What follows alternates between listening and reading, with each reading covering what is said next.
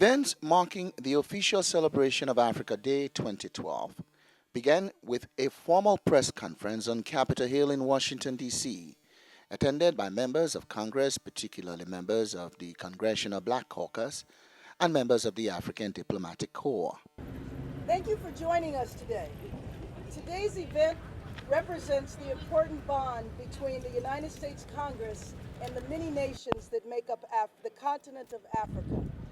The major topic of the press conference was the need to extend and give permanency to the African Growth and Opportunity Act, AGOA, and its third-party fabric agreement, under which the United States has lowered tariffs on many goods coming into the U.S. from African countries, thus increasing trade between Africa and the United States. With respect to Africa and trade, the third country fabric provision as part of AGOA, the African Growth and Opportunity Act, must be renewed and must be renewed immediately. I want to add my voice to the many voices that's urging this Congress to immediately pass AGOA, the third-party country fabric provisions of AGOA. I call on members of Congress in both the House and the Senate to act expeditiously to extend this provision. Congresswoman Bass, we are most indebted to you and yourself, Congressman Rush, and all the other congressmen and women who continue to see the importance of Africa.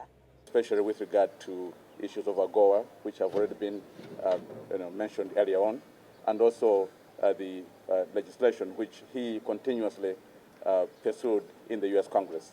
While African countries see the need for agreements like AGOA to increase trade between the U.S. and Africa, and for that matter, between Africa and the rest of the world, there is an increasing awareness and consensus among African leaders that regional integration and intra-African trade is critical to increasing economies of skills, generating wealth, and promoting economic growth and development across the continent. The first 50 years of the existence of the OAU was spent to achieve political independence, which laid the foundation for our economic development. So after, in the year 2000,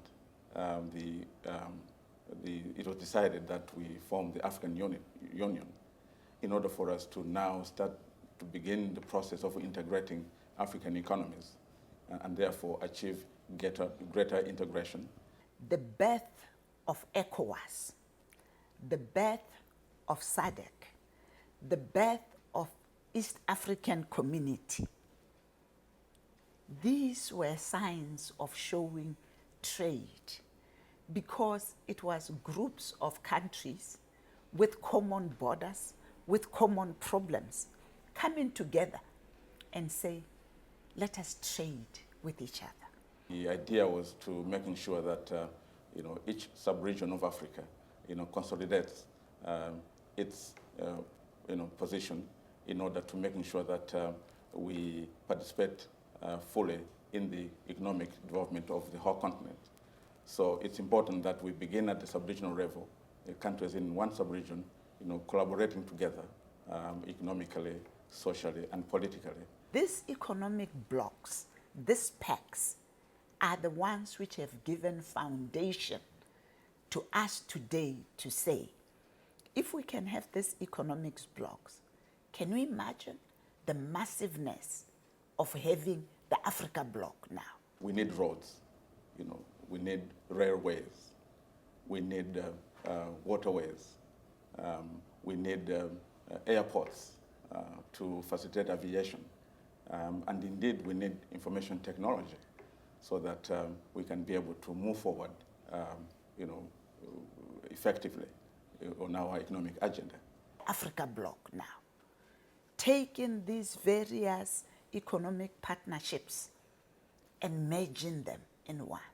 Can you imagine goods flowing from Nigeria up there, going all the way to South Africa, going all the way to Botswana?